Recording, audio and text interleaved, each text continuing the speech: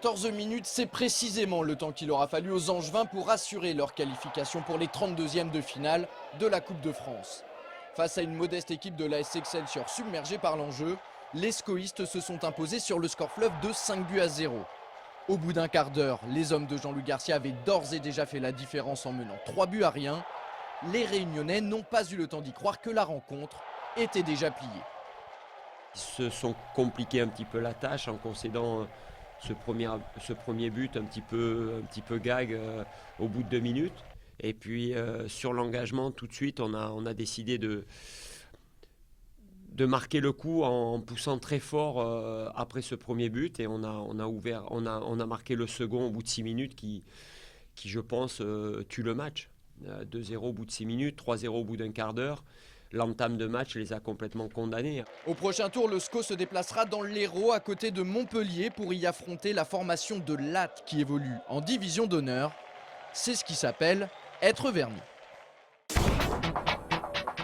En hockey sur glace, on avait laissé les Ducs sur leur immense déception après leur élimination en demi-finale de Coupe de la Ligue la semaine dernière à Grenoble.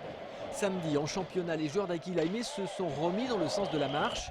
Face à Morzine, ils s'imposent 5-2. Pour autant, tout n'est pas réglé.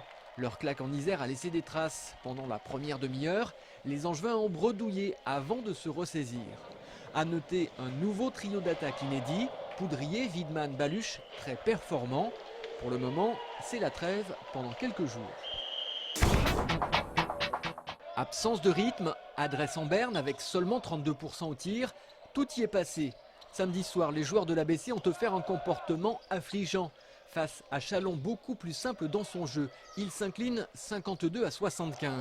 Cela fait 23 points d'écart qui symbolisent le manque de confiance de l'équipe. Depuis plusieurs semaines, l'ABC navigue en plein doute. Il est temps de réagir. Aujourd'hui, ça ne sert à rien de baisser la tête, on a un match mardi. Donc il faut vite rebondir.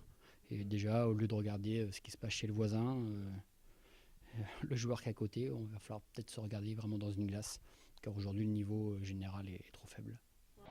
Mardi soir, l'ABC accueille Saint-Étienne. L'équipe de Michael Hay est aujourd'hui 6e de National 1.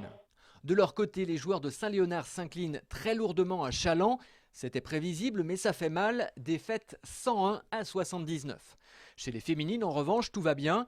14e victoire en 14 matchs. Face à Ouistreham, les filles de l'UFAB s'imposent 83-59.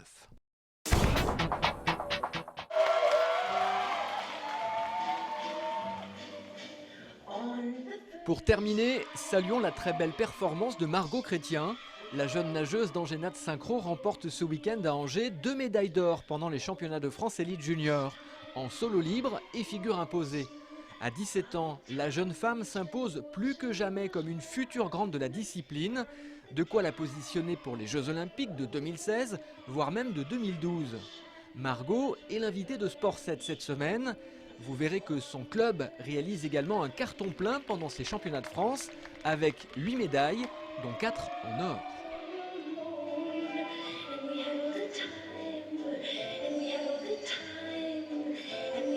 Time to take our pleasure, love is real, leisure time, that's how we